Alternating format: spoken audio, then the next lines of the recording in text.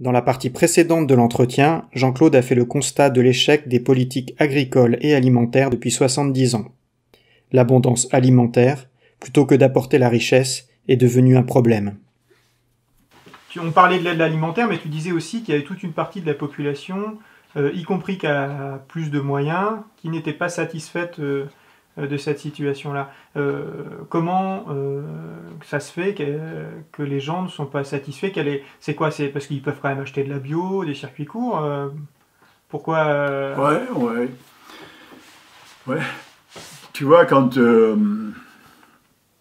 c'est les constats qu'on a fait, ils sont cruels pour nous. Hein.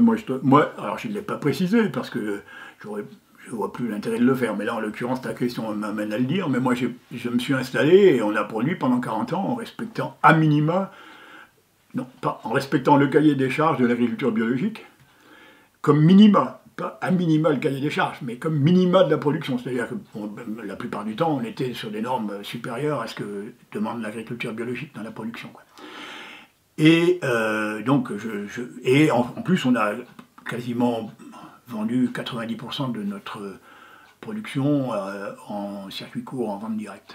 Donc, je connais assez bien, je peux dire, depuis 77, tu vois, ça fait un bail quand même, ce qu'il est, l'univers des circuits courts, de la vente directe, des magasins fermiers et de l'agriculture sous label, enfin, en l'occurrence de l'agriculture bio. Pourquoi je te parle de ça?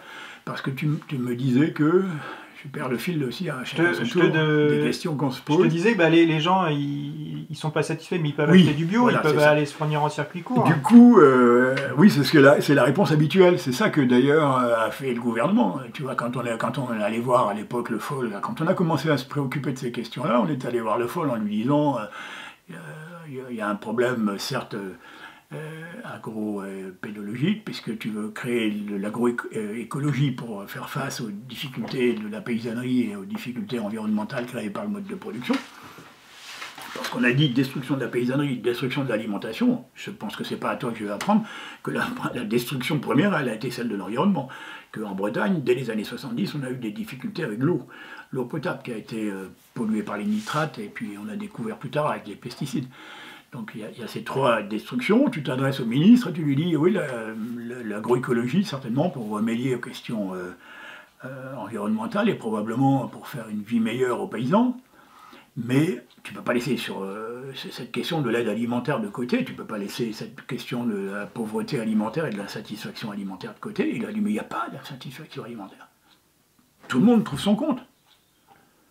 Celui qui veut produire en bio, il peut produire en bio. Tu peux même faire de la permaculture aujourd'hui. C'est faire de l'industriel. Et quand tu es consommateur, si tu veux choisir, tu choisis, tu as une coop bio près de chez toi, tu as un marché. Et puis tu as un grand supermarché à côté aussi. Donc tu vas pas... Tu vois, l'offre elle est là. Pourquoi tu irais te plaindre? En gros, faites ce que vous avez toujours fait, élargissez l'offre et on va satisfaire la demande. C'est le discours que tient aujourd'hui 99% du personnel politique en matière d'agriculture. Il ne faut pas se leurrer là-dessus. Ça ne marche pas. Ça ne fonctionne pas. On ne peut pas faire une politique de l'offre en matière alimentaire. Ça, c'est un dur constat qu'on vient de faire, là, que depuis les dernières années, en s'échinant à comprendre pour quelles raisons les gens étaient en train de s'appauvrir dans le domaine alimentaire. Et pourquoi ça ne marche pas alors? Eh bien, parce que tu veux, l'idée que tu vas, ce qu'il y a au fond de cette proposition-là, augmenter l'offre, c'est que tu votes avec ta carte de crédit. Tu vois, c'est ça. En consommant, tu votes pour l'un, pour l'autre. Ça, c'est l'idée de fond. Or, la démocratie, c'est quand même pas la carte de crédit. Il me semble qu'il y a au minimal la carte d'électeur déjà, et puis après, il y a encore d'autres mécanismes à mettre en place. En pensant que tu vas laisser les consommateurs choisir, ça voudrait dire que tu leur as filé certainement au minimum 4000 balles par mois par individu pour qu'ils aient le choix, et du temps, donc une organisation du travail différente, une organisation du travail qui est une organisation de l'habitat, donc une quasi-géographie aussi différente, qui ne fasse pas des quartiers ou des vides alimentaires, des déserts alimentaires, qui qui ne fassent pas des appartements dans lesquels il est extrêmement difficile de conserver des légumes frais, encore plus difficile de faire à manger dans l'appartement lui-même. Il y a toutes ces questions-là qui font que quand tu as... Ce qu'on constate, c'est que tu as interviewé des gens qui rentrent dans une grande surface. Alors ça, moi je mets au défi l'État de faire l'évaluation de sa politique comme ça. C'est ce que constate le Secours populaire, là, au mois d'octobre, quand les gens leur déclarent ne pas manger ce qu'ils souhaitent. C'est quand tu rentres dans un supermarché, tu arrêtes quelqu'un qui rentre dans un supermarché en poussant son caddie, tu lui demandes 20 minutes de son existence pour te parler, et tu lui demandes ce qu'il a comme envie, comme désir de manger. Eh bien, tu vas constater à ta grande surprise que la plupart des Français, si tu les laisses correctement s'exprimer sur leur désir alimentaire, ils vont manger ce que nous mangeons, ce que nous considérons comme de la bonne alimentation. Une alimentation où il n'y a pas de pesticides, une alimentation que tu pourras donner à tes gamins sans qu'ils aient des problèmes de reproduction, comme on est en train de le constater, une alimentation qui n'est pas en train de, comme on est aujourd'hui, on est face à une épidémie de maladies alimentaires. Moi, je suis très peu attaché à ces choses-là. Je les ai découvertes tard. J'ai la chance d'être en très bonne santé jusqu'à maintenant, donc pourvu que ça dure. Mais il y a une grande partie de la population qui souffre de maladies alimentaires. Et quand tu commences à regarder les choses de près, c'est effrayant de voir la prévalence des maladies alimentaires, par exemple, dans les quartiers populaires. Tu vois, et pas que. Et petit à petit se met dans la tête de tout un chacun, et plus ou moins juste titre, que quand tu manges, eh ben c'est ce que dit Rabbi, il faut se souhaiter bonne chance au début du repas, quoi. Eh bien, quand tu interviewes des gens qui rentrent dans un supermarché pour faire des courses alimentaires, tu leur demandes ce qu'ils veulent manger, ils vont te dire au bout d'un moment, quand tu auras pris le temps de le faire, ben non, on veut pas donner à manger des pesticides, du gras, du sel, des produits ultra transformés, on sait ce que c'est, on sait d'où ils viennent, c'est parce que ce qui nous intéresse, nous, on pense qu'on pourrait manger, on voudrait manger des produits frais, des produits moins transformés, on voudrait manger moins de sel, on ne voudrait pas donner ça à nos gosses aussi, les gens te disent ça.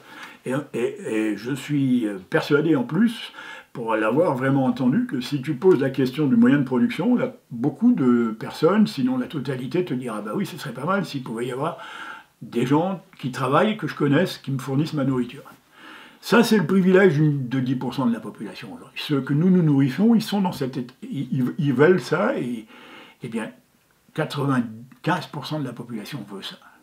Quasi-totalité d'entre nous, on veut manger comme ça. Et quand tu reprends les mêmes personnes à la sortie 2 heures plus tard et que tu regardes ce qu'il y a dans leur panier, tu vois qu'il y a une différence fantastique entre ce qu'on souhaite et ce qu'on achète. Et quand tu interviewes, quand tu demandes les raisons, on te dit, mais oui, ben, d'abord il y a une raison économique, que la nourriture de qualité, quoi qu'on en dise, la nourriture de qualité, la nourriture qu'on désire tous, qui est une nourriture probablement de qualité, en tout cas qui aura un impact moindre sur notre santé, elle est plus chère. Elle est plus chère. Et puis, on te dira en plus, bah, tu vois, moi j'ai acheté de l'emballage, du surgelé, des produits déjà transformés, bah, parce que dans ma vie, le travail fait que on travaille tous les deux, il y a les gosses à élever, dans l'appartement on vit comme ci, on vit comme ça. Et donc l'organisation de nos existences fait qu'on se rabat sur l'agriculture, sur les produits industriels, dont on sait qu'ils ne sont pas bons pour notre santé. Et c'est ça, c'est de là que naît l'insatisfaction alimentaire, dont je te disais qu'elle va se transformer en ressentiment, inévitablement. Et ça me désole. Moi, je pense que c'est impossible d'avoir fait un métier comme je l'ai fait, et que d'autres ont fait aussi, qu'on a des dizaines de milliers à faire pour faire ce constat-là. Et par rapport à ça, ok, on peut comprendre qu'il y ait des gens qui n'aient pas les moyens de choisir, mais est-ce qu'il n'y a pas aussi des problèmes de choix, des gens qui vont choisir plutôt d'avoir un dernier téléphone portable plutôt que de la bonne bouffe Ouais, je comprends bien ce que tu veux dire, parce qu'on l'entend très souvent pour avoir... quand on a commencé à poser ces questions, là, on a entendu ces réponses-là.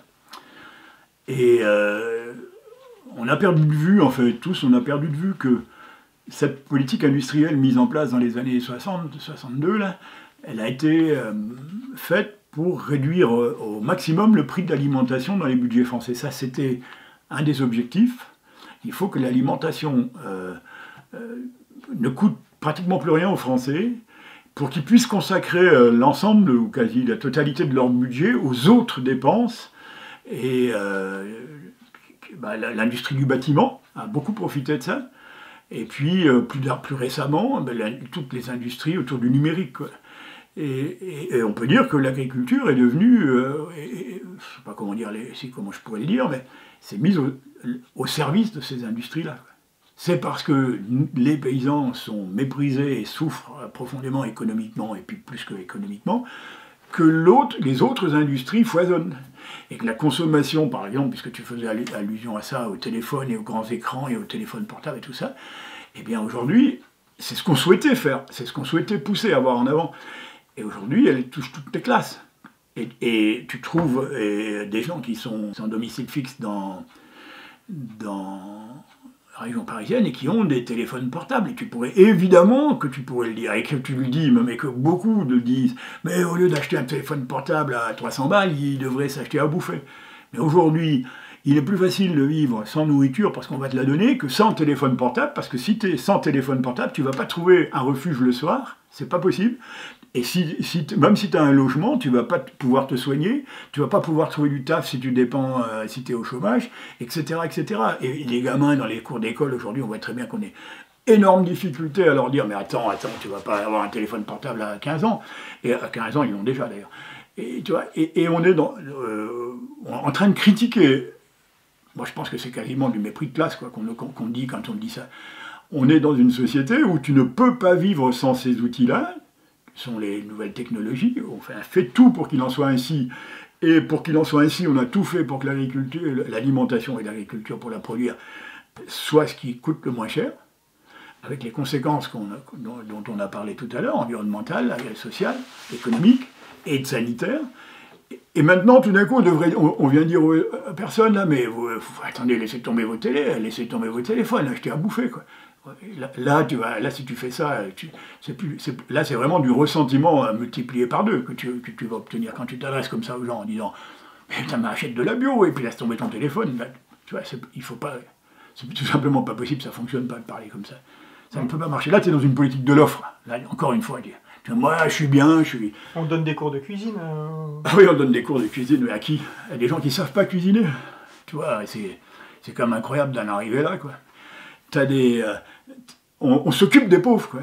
On s'occupe des pauvres, alors non seulement de ceux qui sont dans la rue, parce que là, eux, ils sont carrément sous dépendance. Hein, pour avoir de la nourriture, on va pas faire trop long sur l'aide alimentaire, parce que je suis très respectueux des gens qui sont bénévoles là-dedans, parce que je ne vois pas comment on peut tenir là, dans une situation comme ça. Donc, courage à eux, et pourvu que ça continue. Mais il va y avoir des problèmes aussi. Hein. Mais pour avoir de la nourriture, donc, tu disais Eh bien, tu dois te mettre à genoux. Tu dois prier soir et matin pour avoir ta nourriture. Tu dois donner ton relevé de compte et accepter quand sur ton relevé de compte, on vient de dire « Ah, mais vous auriez pu arrêter de fumer.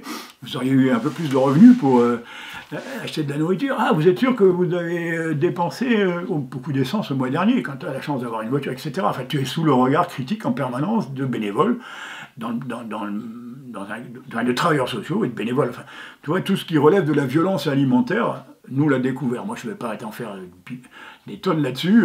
On s'est efforcé d'aller sur le terrain voir vraiment comment vivaient les gens qui étaient bénéficiaires, bénéfices, comme on dit, c'est comme ça qu'on dit, mais bénéfice, on se demande où il est, bénéficiaire de l'aide alimentaire. Mais c'est pas mon taf, quoi. Il y a des gens, notamment, je pourrais te citer les travaux de Bénédicte Bonzi, qui était sur le terrain pendant des années et qui a décrit les violences qui sont à l'œuvre dans l'aide alimentaire. Donc ça, on est revenu sur l'aide alimentaire, je ne sais plus comment on est revenu là-dessus. On ira l'interviewer. Ça serait pas mal, ouais.